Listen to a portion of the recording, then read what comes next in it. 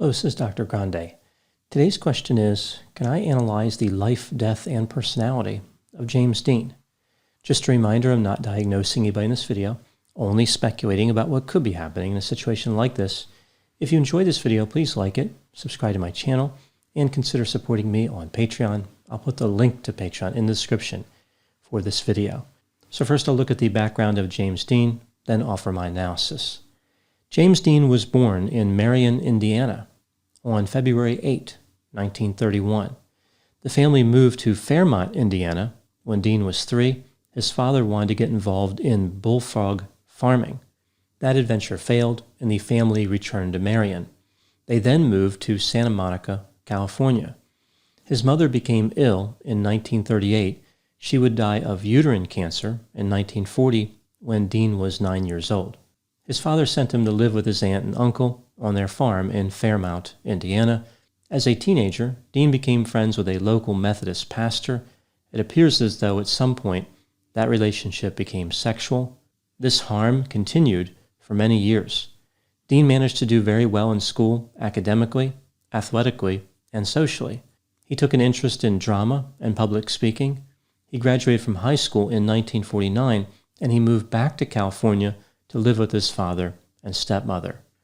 He enrolled in Santa Monica College. His major was pre-law, but then he gave that up and transferred to UCLA, where he majored in drama.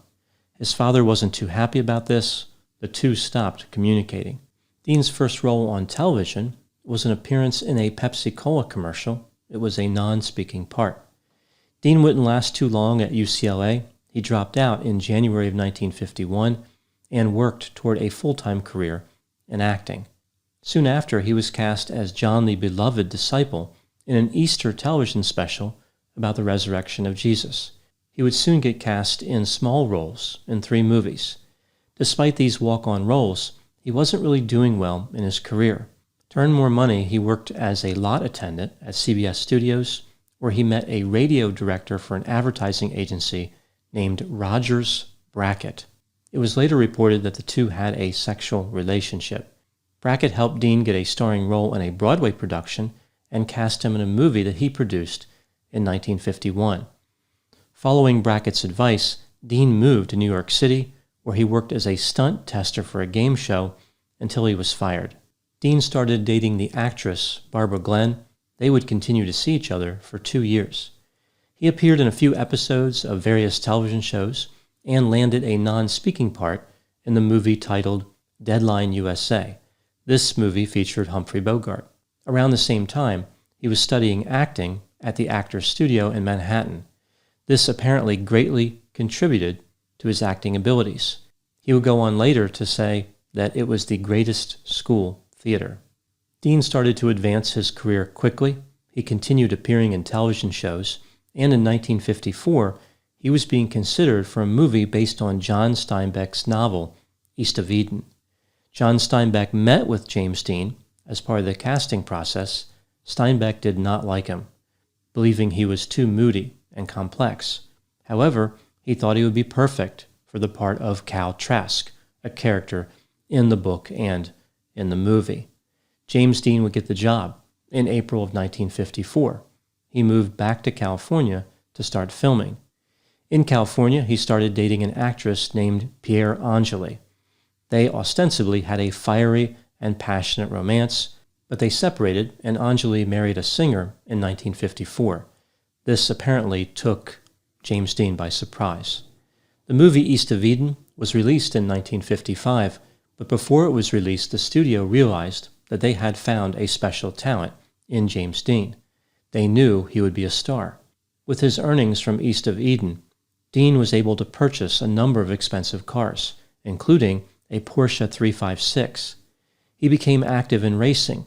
He would compete in professional racing events, including one in Palm Springs, California, in March of 1955, one in Bakersfield in April, and his last race in Santa Barbara in May of 1955. Dean's dream was to someday compete in the Indianapolis 500. As he was racing, he was cast in another starring role in the 1955 movie Rebel Without a Cause. He was working on that movie before East of Eden was released. In Rebel Without a Cause, James Dean played Jim Stark, a rebellious teenager. Because the character of Jim Stark was somewhat similar to that of Cal Trask, Dean decided to take the role of Jet Rink in the movie Giant. This film would be released in 1956. He was not allowed to race during the production of Giant, but he was eager to return to racing. He obtained a 1955 Porsche 550 Spyder and planned on competing in a road race event scheduled to start on October 1, 1955 in Salinas, California. On September 30, 1955, Dean was driving that Porsche from Los Angeles to Salinas. In the passenger seat was a Porsche mechanic. In a car following Dean was a stunt coordinator named Bill Hickman. Dean and Hickman were both ticketed for speeding at 3:30 p.m. At 5:45 p.m., Dean was driving west on U.S. Route 466 near Sholam, California. This road is now State Route 46. At the same time, a 23-year-old college student named Donald Turnipseed was traveling east in a 1950 Ford Tudor. He had turned left in front of Dean to take Highway 41 north.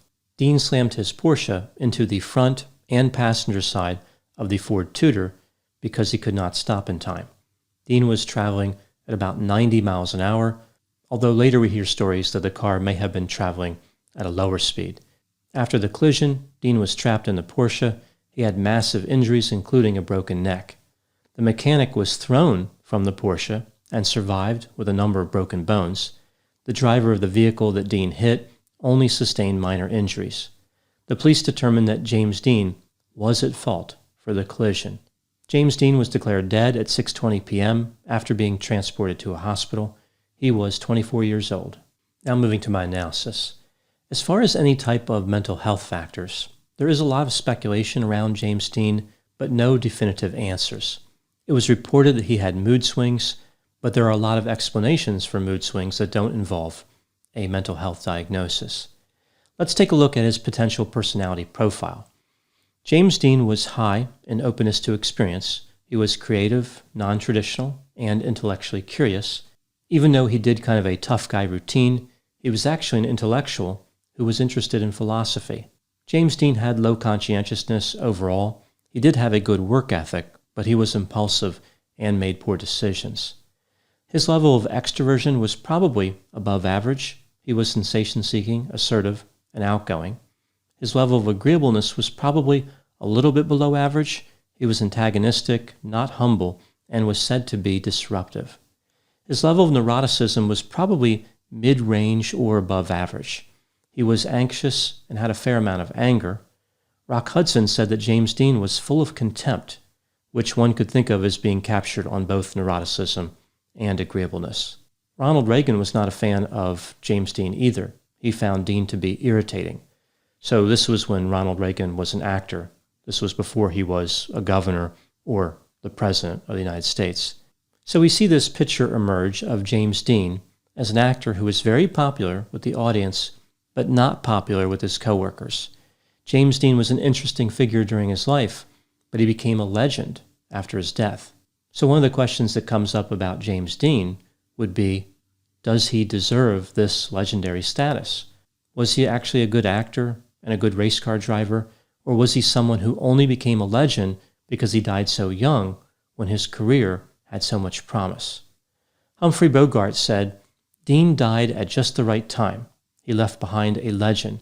If he had lived, he never would have been able to live up to his publicity." I think that James Dean was a good actor, but not a great actor. He was a little over the top, a bit unrefined. I think what was exciting about James Dean was his potential. There was this sense that someday he would be a great actor. I also believe he was cast in a role that was a good fit for his actual personality. He was able to relate to the character of Jim Stark. Dean was an attention seeker, which I think helped build his popularity when he was alive. He was always doing something to cause people to take notice. He had many short-term romantic relationships with famous Hollywood actresses. Some have argued that his relationship with Pierre Angeli was just a publicity stunt. He did that to manipulate the media and the public. It's not clear if that's true. There was also this Romeo and Juliet feel between Dean and Angeli that could have been legitimate. they did seem to have an intense romance. I find it interesting that after Anjali divorced the singer, she married a film composer. That marriage would end in divorce as well. Anjali would die of a drug overdose in 1971. She was 39. She too met a tragic and untimely end. Back to James Dean. East of Eden was the only movie in which James Dean would star. That would be released during his lifetime. It's not perfectly clear if he fully understood how popular he was or how popular he might become in the future, but I do think he had a pretty good idea. Another area of fascination around James Dean was his sexuality. This has been discussed a lot, and there are people who have made good points supporting just about every theory around his orientation. Some people are certain that he was heterosexual. They say there's no question. Others claim he was gay, and others still believe the evidence supports the idea that he was bisexual. One theory about his sexuality is he was willing to appear whatever way he needed to in order to get ahead in Hollywood. There are so many rumors and sources that are just one person saying things that it's really impossible to know the truth. I suppose the best information would be what James Dean said when he was questioned about his sexuality. He explained, "No, I am not a homosexual, but I'm also not going to go through life with one hand tied behind my back." What about his ability to drive a race car? This was a career that James Dean was very interested in. There was talk that this might be what he would do full-time instead of acting. James Dean was not a good driver. He didn't have the same respect for racing as an actor like Paul Walker. Although ultimately Paul Walker did die in a car collision, he wasn't driving, but he knew the driver was going to be irresponsible. I think that because James Dean liked excitement, he was drawn to the most dangerous aspects of operating a motor vehicle. The Porsche 550 Spyder was way too much car for James Dean. Even though it only produced 108 horsepower, it only weighed just over 1,200 pounds. James Dean wasn't mature enough and skilled enough for a car with that power-to-weight ratio. Interestingly, 13 days before he died, he did a public service announcement about driving safety, in which he said, "Take it easy, the life you save might be mine." So he changed the word yours at the end to the word mine. It's been reported that right after James Dean bought the Porsche Spyder, he encountered the famous actor Alec Guinness, an actor best known for Star Wars, but this was long before that movie. Dean showed him his new car. Guinness told him not to get in it or he would be dead within 24 hours. I find this to be curious advice. Seems like an unusual thing to say when somebody's showing you their new car. The kind of tip that would shake somebody's confidence in the wisdom of their purchase. I wonder if Alec Guinness was this pessimistic about every new item he was shown. Like you would have some guy staring at a blender on the kitchen counter, and a friend would say, "Why don't you ever use that thing?" And he would respond, "Well, when it was new, I showed it to Alec Guinness." So moving back to this question, why did James Dean become a legend? Was it based on his actual ability or something else? As I mentioned, I think he was a good actor, albeit unrefined, but I don't think that's why he became legendary. I think he became legendary because the connection he made with the audience. It's what he represented. It was his attitude. Much of his early popularity came from teenagers. They identified with him. So if we think about Rebel Without a Cause, which again was released in 1955, if somebody was 15 and watching that movie, they would have been born in 1940, after World War II started, but before the United States was involved. So somebody who was 15, again when Rebel Without a Cause was playing initially, would have experienced a lot in their youth. As they were growing up, they would have seen a lot of turmoil, people leaving to fight in a war, people they knew not returning from that war, a lot of anxiety. So you have a person who's experienced a lot of stress. Here they see on the movie screen James Dean, who is having trouble being understood by his parents. He's having trouble fitting in. They could identify with somebody in that position. James Dean captured the frustration of being young at that time. Those same people would grow up to get involved in many social and cultural changes, so people from that cohort. For example, they would be 25 years old in 1965, when a lot of changes were taking place. I think that generation, that cohort, really kept James Dean with them in some ways. He's become legendary in many different areas, as that generation just carried him throughout the various decades. So that really strong identification with that group, I think, is what made James Dean so popular. Even though he died in 1955, he remained in the hearts and minds of many people who formed that early relationship with him based largely on Rebel Without a Cause, although to some extent East of Eden as well.